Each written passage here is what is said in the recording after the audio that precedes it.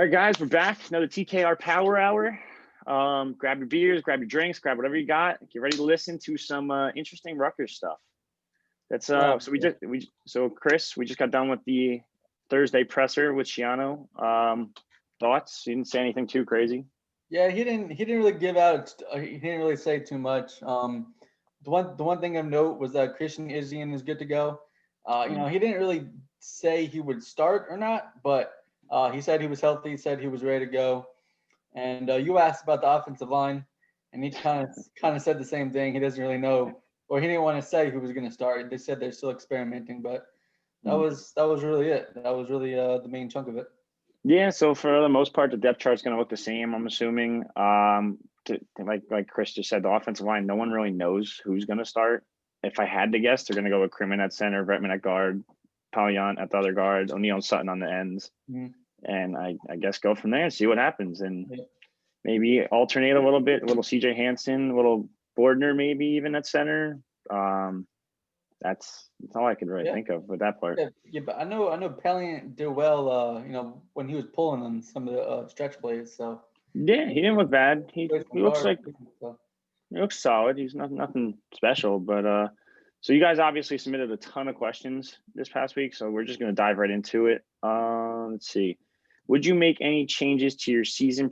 This is from Rich4987. Would you make any changes to your season prediction after game one? We all know how bad Chris Ash was, but is it possible RU is in a better place in terms of talent than we thought? I'll let you go first with that one. Okay. I'm going to stick with my 3 wins total that I have. I know people have been saying, well, maybe Michigan State's not so good, but Rutgers wasn't so good the past 5 years. So you still have to temper your expectations even with the new coaching staff. They played really well. It was good to see them get a win. But I think 3 wins still where they're at. There's obviously winnable games the rest of the way. We'll see. Mm-hmm. What about you? Yeah, I mean, I think I thought it's so tough because that Michigan State team is awful. They're so bad. I don't know if they're going to win a game this year. I think after this Indiana game, it would give me a better view on things. I think I thought about adding a win to it and making it 3 wins total, just because that last game is going to go against one of the lower ranked teams in the conference. Could be Wisconsin. So, I mean, at this point, who knows what's going on with that? Let's see if they even play again. Right. Yeah. So I don't know. I'm going to stick with 2 for now. If they look competitive against Indiana, I can very easily add a 3rd. Like I said, that last game is going to be crucial. I think Maryland or Illinois. I think you snag one of those, and then you might even snag both. Actually, I don't know. I don't think Maryland's that good this year. It's still Purdue. Yeah, also. Purdue. I forgot. It's an interesting schedule. Team looks good on defense. Offense is still in question here and there. Yeah, definitely. But I'm gonna stick with 2 on that one for now. Yeah. Bigger potential, or I'm not sure how to say this. RTA Bakke says who has larger potential for a letdown after a big win, Rutgers or Indiana? I guess I'll start with this one. I guess Indiana has bigger potential of a letdown just because you just defeated the number 8 team in the country in overtime. You're ranked 17, I think it is. Yeah. 17. Now you're ranked 17. If a loss to a Rutgers team that a lot of people are still doubting this week would be a huge letdown for that program, the fan base, and I guess the conference as a whole, because no one would expect it. Right. So I guess I'd have to go Indiana there. Yeah, I would agree. I would go to Indiana. If Rutgers loses against Indiana, it's not a letdown. No. They would just lose. Indiana is a good team right now, and while obviously Michigan State was a huge win, it's not like being like Louisville and losing bad to Cincinnati the next week. It's completely different. So yeah, of course. Next one we got Rusty Screw 88. Could you contrast the relative strengths and weaknesses of both defenses after week 1? I'm gonna hold off on this one because I'm about to post an article after this. This is Thursday afternoon we're recording, of Anthony breaking down the Indiana defense. So we're gonna hold off on that. And he also has who edges the edge in special teams. I mean, you have one of the best punters in the country. maybe world. Yeah, One of the right. best punchers in the country. You have a dangerous kick returner in Cruikshank. You have a solid kicker. I don't know. Fava Davidovitz. Where's Justin at the top of the board? I know. Don't remind me. But I mean, you have I think you give the edge to Rutgers on that one easily, and you have a very good special teams coach in Shire. They had pressure on the field goals the other day. So yeah, they had some pressure. I mean, they didn't get any blocks, but it will come. It'll come with time. Yeah, it will come definitely. Let's see.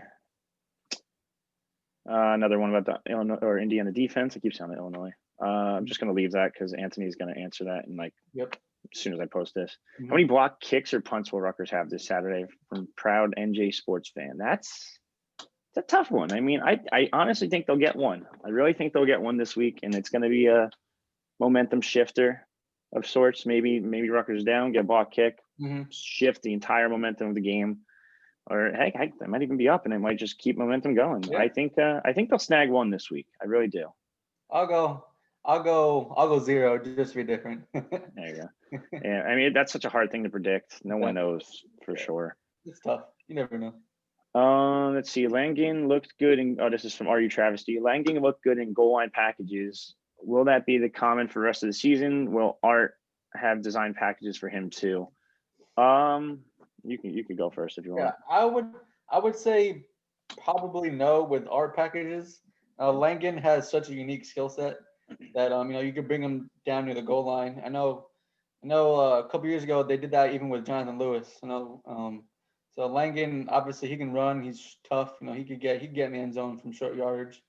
Art, I don't know about Art though. Art's he's Art. He's a quarterback, not so is Langan, but you know what I mean. He's not a mobile guy. No, I totally get you on that. I'm gonna agree with you 100%. I don't think Art has any packages in time for him. I still think he's the backup quarterback. Yes, I think he comes in. God forbid, knock on wood, something happens to the Vedral.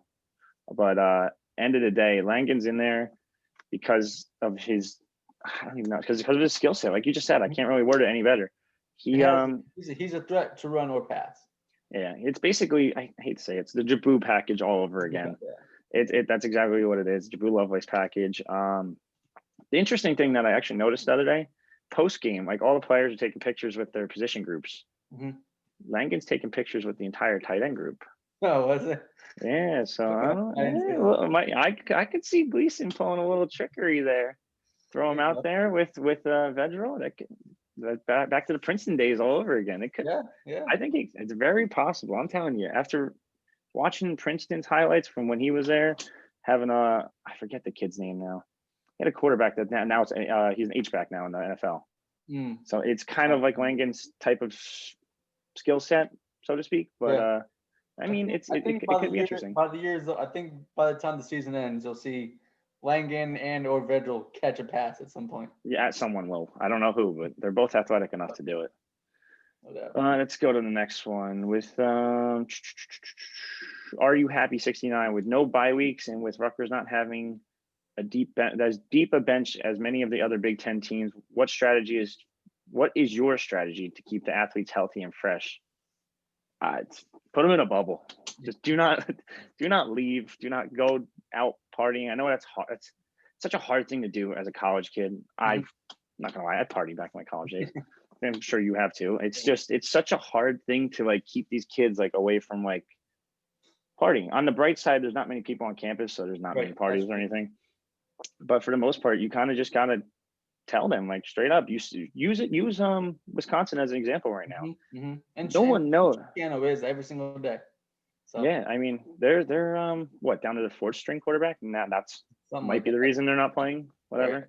Right. But so now I don't know how long that's going to go on for. As there's program getting suspended, do they have that positivity rate or not yet? But it's very, very close. So no doubt.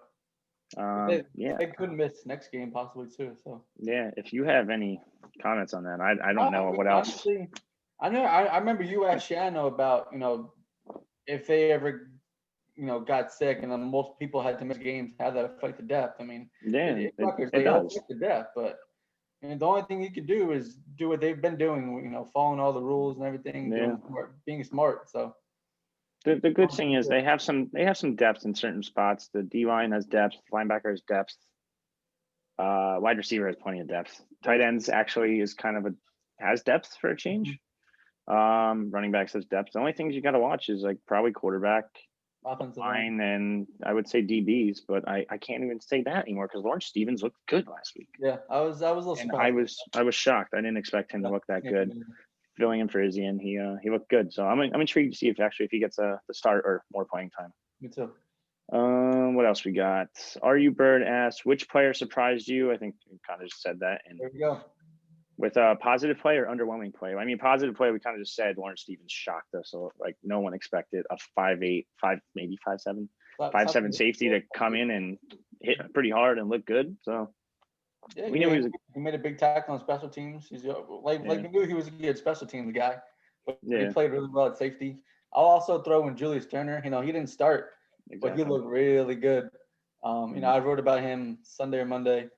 You know, he was splitting double teams all day long and getting to the backfield. He didn't have a lot of tackles, a lot of stats, so to speak, but he did his part. So I'll be intrigued if he actually gets to start over Drew Britton on Saturday too.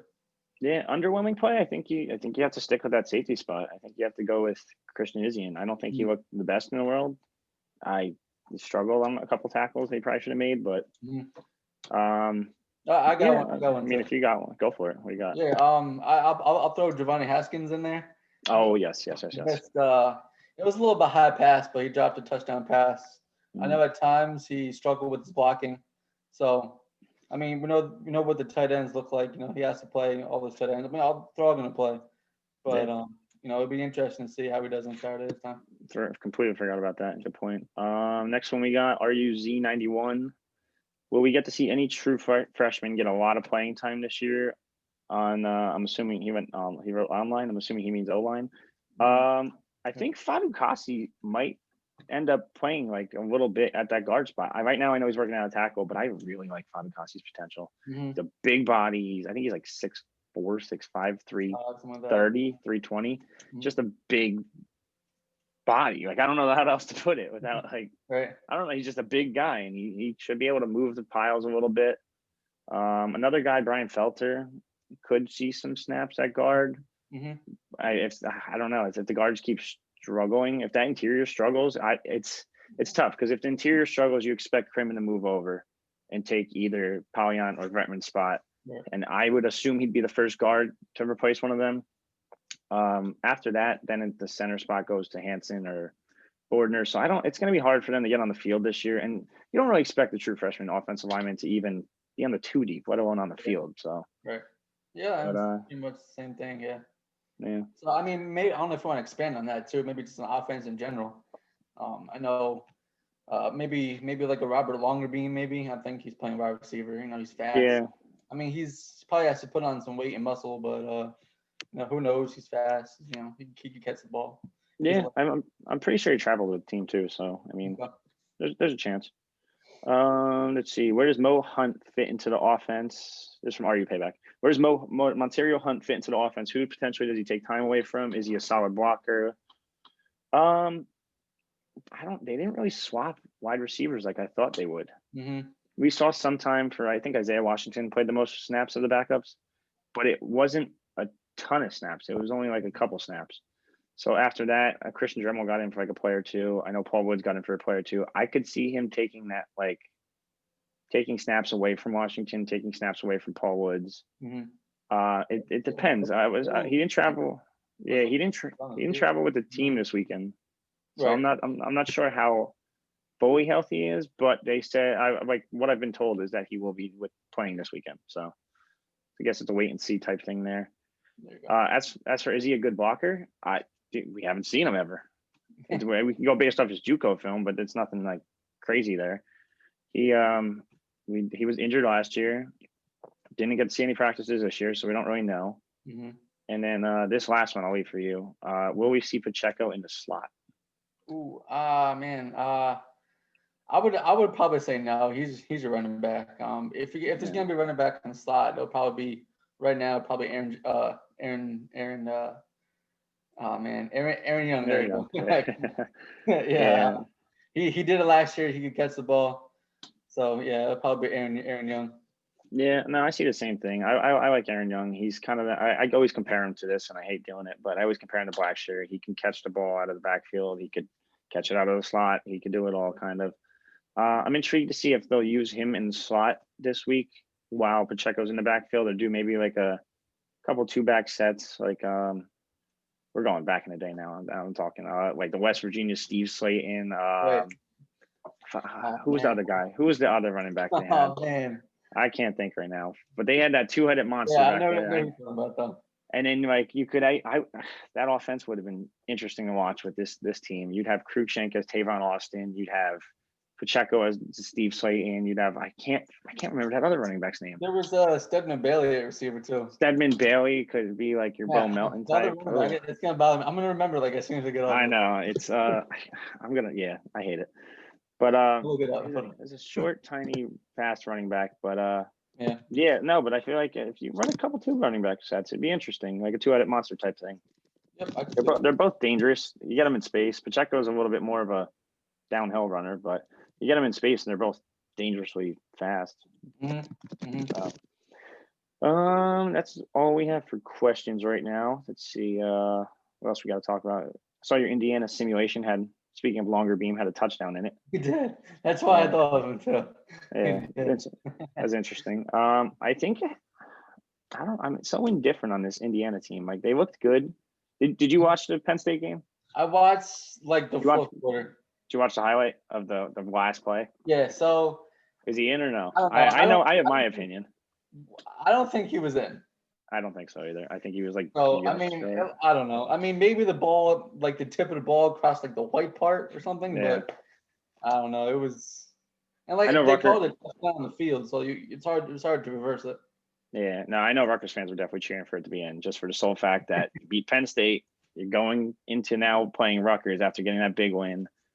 It's a hard thing not to root for, I guess. But yeah, I don't know if he was in. We could. Oh, you know, I didn't even think about this. I didn't ask Coach Shiano about this either. I guess it doesn't matter to him. But Stevie Scott, former Rutgers commit. We knew he was good. How many former Rutgers commits at running back are good? It's kind of not that Ash screwed the pooch on this one, but yeah. But not even just him. Like, just go back. It's Saquon Barkley. I hate to bring this up, and people are gonna hate me for this. Saquon Barkley, NFL. Jonathan Taylor, NFL. Jonathan Lovett, starting running back at Baylor. Okay, yeah. Technically never. I know. Technically, this one didn't commit, but he was very close to committing. Jamar Jefferson, starting running back at Oregon State. I think he's still a starter. He was with Jalen Chapman. Yeah, they were on the same team, and he was very close to committing at one point. But long story short, he kind of swayed off a little bit towards the end. Right. Who else? There was another running back I can't think of. And then, like I just said, Stevie Scott, and he's likely an NFL back at some point. I don't know when. Maybe this year, maybe next year. I was reading the behind the enemy lines post that you did. And the Indiana writer was talking to him about how he's like obviously still big, but he got faster. So that's never a good combo for a defense. No, he just had crazy muscle coming out of high school, and he was super impressive looking. He was just plowing people over. I know he didn't play in like the best area. I think he played up in towards Buffalo a little bit, I believe, or Syracuse area. That's what it was. He they don't have the best high school football up there, but he was just running kids over nonstop. And if they would have kept him with Pacheco, I think the class after, or same class, one of the two. Pacheco was 17, I want to say. I forget which one Stevie Scott was in. I think Stevie Scott was 18 then. Yeah, so Stevie Scott right after. So he was with. Okay. Yeah. I think it was. Who was the other running back in that class? Man, my brain is shot today. Was it Young and Adams, or was that no? That was last year. That was 2019. That was 2019. Oh no, it was Pacheco in 2018. Was it Barnwell? No, it was Pacheco. They had Pacheco and Stevie Scott. What a combo that would have been, man. Yeah. Two bruisers. I mean, they would have been fighting for playing time, but yeah, this 2018 class is actually kind of interesting now that I look at it. A lot of transfers, I'll tell you that much. But Paul Woods, 2 deep. Pacheco starter. Art backup. Matt Rosso, 2 deep. Reggie Sutton, Raekwon O'Neal starters. Corsac starter. Matt Thomas opt out. He's still on team though. Mm-hmm. John Croma, Jut Retton starter. Deion Jennings backup / or whatever you want to call it. Avery Young starter. Just a Christian Izzian starter. Mm-hmm. Son Abraham, 2 deep. Like, yeah, there's some transfers in Dixon, Mickens, Lacewell, Robinson, Chapman, Jordan, Lewis, and Jared Paul. Mm-hmm. But this actually wasn't that bad of a class. I think it was ranked 58 in the country. For the most part, this is the 2 deep. Yeah. So it's actually, looking back at it real quick. I know you don't deal with recruiting, but Yeah, no. it's interesting to see, actually, considering Ash was not the best recruiter at all.